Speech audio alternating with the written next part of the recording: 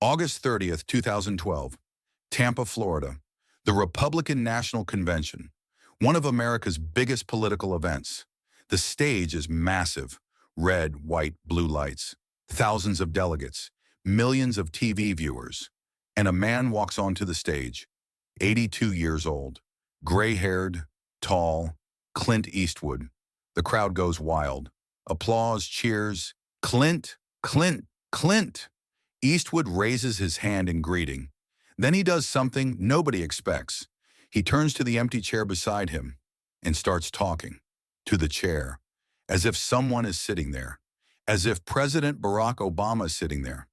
"So, Mr. President, how's it going?" he says. Then he pauses, pretends to listen, then responds. "This will go on for 11 minutes, and America will witness one of the strangest, most controversial, most unforgettable moments in television history. Some will call it genius, some will call it dementia, some will call it comedy, some will call it tragedy. And Eastwood? Eastwood will never fully explain. This story is about the night a Hollywood legend danced with politics, and about how sometimes the most unexpected moments leave the most lasting impressions. I need to tell it. Let's go back to summer 2012. America is burning with election fever. Barack Obama is running for re-election. Republicans have put up Mitt Romney. The race is tight. The economy is bad. Unemployment is high. Obama's 2008 hope atmosphere has faded. Republicans see an opportunity. They think they can beat Obama, and the Republican National Convention is approaching. In Tampa, late August. These conventions don't actually pick the candidate anymore. Romney is already the nominee, but it's a big show, big advertising, millions of viewers, and Republicans want a special speaker, a surprise name. Someone to speak on the convention's last night, right before Romney. The name, Clint Eastwood.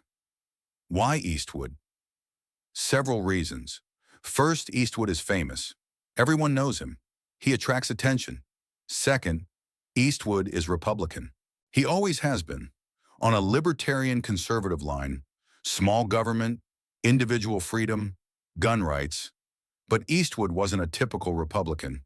He supported abortion rights. Women have the right to make decisions about their own bodies, he'd said. He supported gay marriage.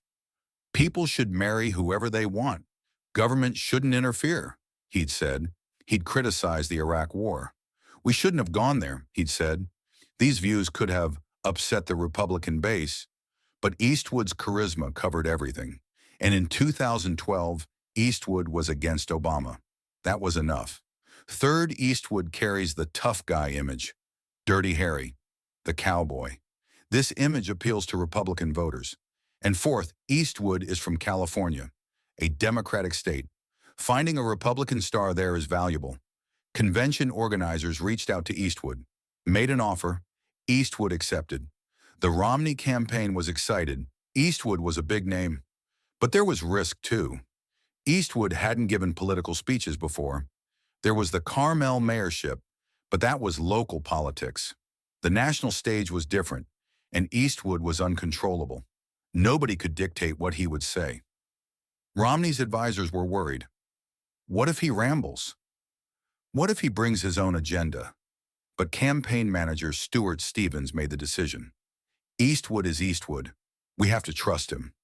Maybe the big mistake started here, but he had one condition. I won't use a teleprompter. I won't read a prepared text. I'll decide what to say. Organizers hesitated. An uncontrolled speech on live TV in front of millions of viewers.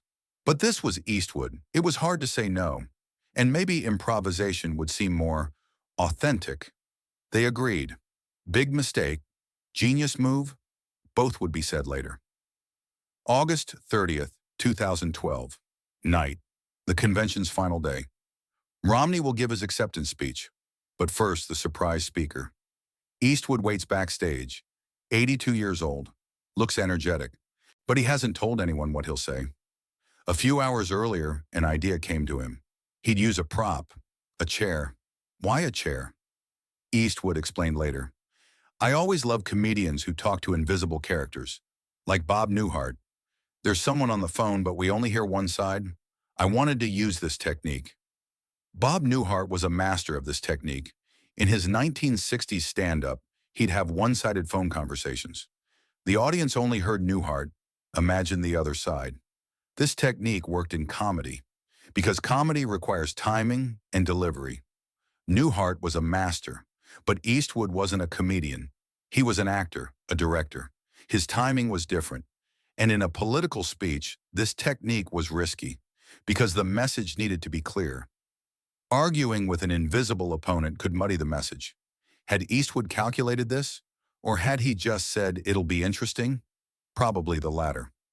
The chair was placed on stage, an empty chair, next to Eastwood. The announcer called his name. "Ladies and gentlemen, Clint Eastwood." The hall exploded. Eastwood walked on stage, acknowledged the applause, walked to the podium, and then for 11 minutes he made television history. The beginning was normal. "Thank you all. It's great to be here." Applause. "You know, the last few years have been tough. The economy is bad. Unemployment is high. 23 million Americans are unemployed or underemployed." This was standard Republican messaging. "No problem." Then Eastwood turned to the chair. "So, Mr. President." The hall went quiet for a moment. "What's happening?" Eastwood began talking to the chair, as if Obama was sitting there. "Yes, I know, you can't say that. You can't tell me what to tell myself, but I'm going to tell you something." He pauses, listens, reacts. "What did you say?" No, I can't do that to myself." The hall started laughing. Some got it. Eastwood was implying Obama was telling him to go fuck himself. This was a risky move, having the president curse on live TV. But Eastwood continued. "You know, 4 years ago you made big promises. Hope. Change. You were going to close Gitmo. You couldn't. You were going to end the wars. You couldn't." These parts were what Republican voters wanted to hear. Applause came, but Eastwood's style was strange. Sentences were left unfinished. Thoughts scattered. Sometimes it was unclear what he was saying. He was 82 years old. No teleprompter. Improvising. And he looked tired. Some moments worked great. "Politicians are our employees," he said. "We're their boss. And if they're not doing their job, we have to fire them." Applause. This was a strong message. "We should stop making lawyers president," he said. "We need businessmen." Romney was a businessman. The message was clear. Applause. But other moments fell flat. Eastwood quoted his own films. "Make My Day" from Dirty Harry. But there was no context. He just said it. His argument with the chair dragged on. There were repetitions. Sometimes Eastwood seemed lost. And the most controversial moment came. Eastwood mentioned Obama sending more troops to Afghanistan, then turned to the chair. "Why do we still have troops in Afghanistan? What if we pulled out tomorrow?" Then he paused, listened, and responded, "I don't think so. I think Americans aren't that stupid." This moment came across strange, because Obama actually supported withdrawing from Afghanistan. Eastwood seemed to have undermined his own argument. 11 minutes later, Eastwood put down the microphone. "Vote for Romney and Ryan. Fire politicians who aren't doing their jobs. Good night." Applause. Eastwood left the stage. Backstage, the Romney campaign was in panic. "What just happened?" they were asking each other. Eastwood's speech had gone 5 minutes over schedule. Romney's video intro had to be shortened. And more importantly, what had been the message? The convention's purpose was to introduce Romney, to explain Romney's leadership, vision, plans. Eastwood had mentioned Romney but mostly argued with Obama. The focus had been lost. Stuart Stevens later admitted, "I should have stopped Eastwood. But how do you stop him? He's Clint Eastwood." And America started trying to understand what it had seen. Initial reactions were mixed. Inside the hall, Republicans had applauded, but some were uncomfortable. What did this mean? Why was he talking to a chair? TV commentators were baffled. "This wasn't what we expected," said one. "Eastwood looked tired," said another. And then social media exploded. Twitter went crazy. Within minutes, the Eastwooding trend started. People were taking selfies with empty chairs, talking to Obama. Even Obama's campaign team joined in. They shared a photo from Obama's own Twitter account, the back of Obama's presidential chair. Above it, "This seat's taken." This tweet went viral, millions of likes. In a way, Eastwood's speech had helped Obama. Democrats had found material to mock, but Republicans also defended. Eastwood was genius, said some. The empty chair represented empty promises. He showed Obama's emptiness. This performance was art, said others. Eastwood did theater and delivered his message. What was the truth? Nobody knew for sure, and Eastwood wasn't explaining. The next day, newspapers were divided. New York Times, Eastwood's bizarre, rambling speech, critical. Wall Street Journal, Eastwood's bold performance, positive. Hollywood Reporter, Eastwood stole the night. Good or bad, hard to tell. Comedians started a feast. Jon Stewart tore it apart on The Daily Show. What? What was that? Was Clint Eastwood arguing with furniture? Bill Maher, Republicans finally represented their voter base by having an old white angry man talking alone on stage. Saturday Night Live made parodies. Empty chair sketches went on for weeks. Eastwood had become a meme. Eastwooding entered dictionaries, meaning to argue with an empty object. Hollywood reactions were harsh. Many celebrities criticized Eastwood. Mia Farrow tweeted, "I watched Clint Eastwood's speech. It was very sad. I wouldn't expect this from such a great talent." Roger Ebert, the famous film critic, wrote, "I love Eastwood's films, but what I saw tonight was the collapse of a legend." Leonardo DiCaprio, in an interview, "I don't comment on politics, but that speech was difficult." George Clooney was more diplomatic. "Clint is my friend, but I can't comment on that night." Some names defended him. Jon Voight. Eastwood was brave. Despite Hollywood's liberal pressure, he said what he believed. Kelsey Grammer. "Clint is a legend. One speech doesn't change that." But the general atmosphere was negative. Hollywood was already mostly Democratic. Eastwood had turned them against him. Was this good for Eastwood? Bad? Mixed. On one hand, everyone was talking. Eastwood's speech got more coverage than Romney's acceptance speech. It had drawn attention. On the other hand, the attention was the wrong kind. People were mocking Eastwood. The senile old man image had stuck. And most importantly, Romney still lost the election. Obama won his second term. Eastwood's speech hadn't made a difference. Or maybe it made the wrong difference. So what did Eastwood think? He stayed silent for a few days, then gave an interview. "I don't regret it," he said. "I said what I wanted to say." The chair idea came at the last minute. Maybe it went on a bit long, but I delivered my message. People are mocking. I don't care. I'm 82 years old. I don't need anyone's approval. This attitude summarized Eastwood. Indifference. No apology. No explanation. But others worried about Eastwood on his behalf. Whispers started in Hollywood. Is Clint okay? Is he getting old?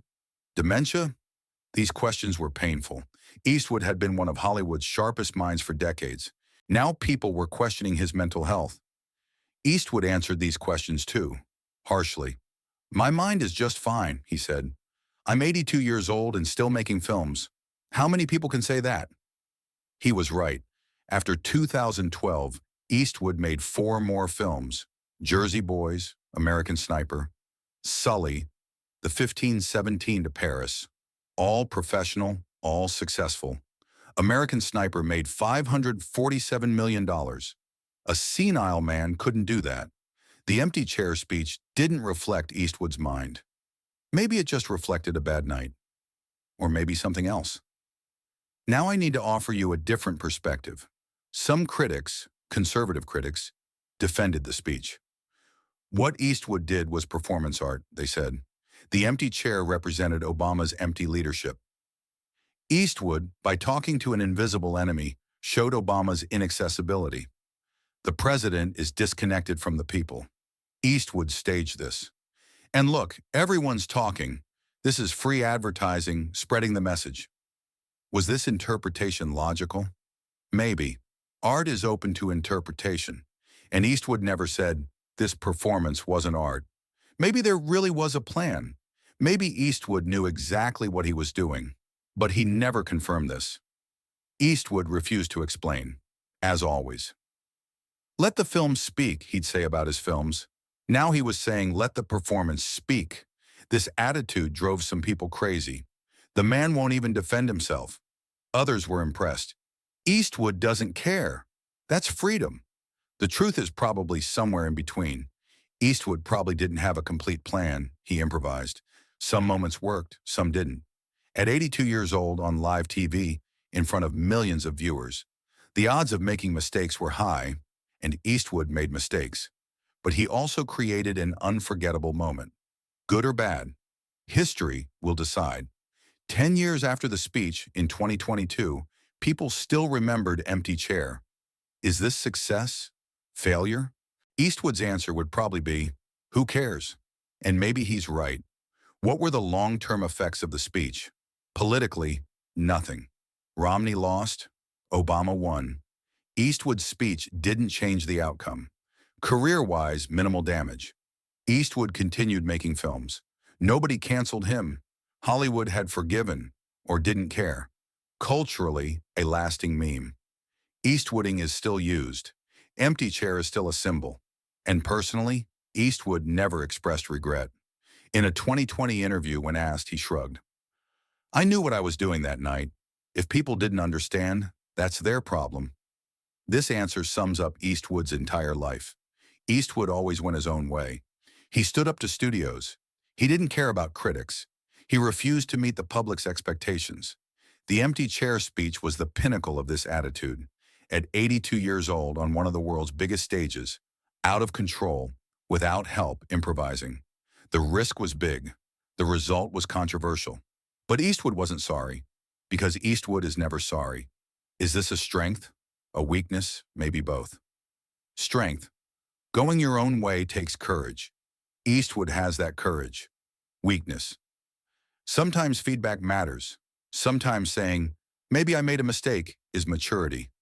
Eastwood never said that. He won't. And maybe that's why Eastwood is Eastwood. Unique, inimitable, inexplicable. Just like that night. August 30th, 2012. One man, one chair, 11 minutes, and a debate that will last forever. What did Clint Eastwood do that night? Genius? Crazy? Tired? Planned? Maybe all of them. Maybe none. Maybe just Clint Eastwood. And maybe that's explanation enough, because explaining Clint Eastwood is as difficult as talking to an empty chair. Maybe impossible, but it's fun to try, just like watching that night. Strange, uncomfortable, unforgettable, and in the end, completely Eastwood.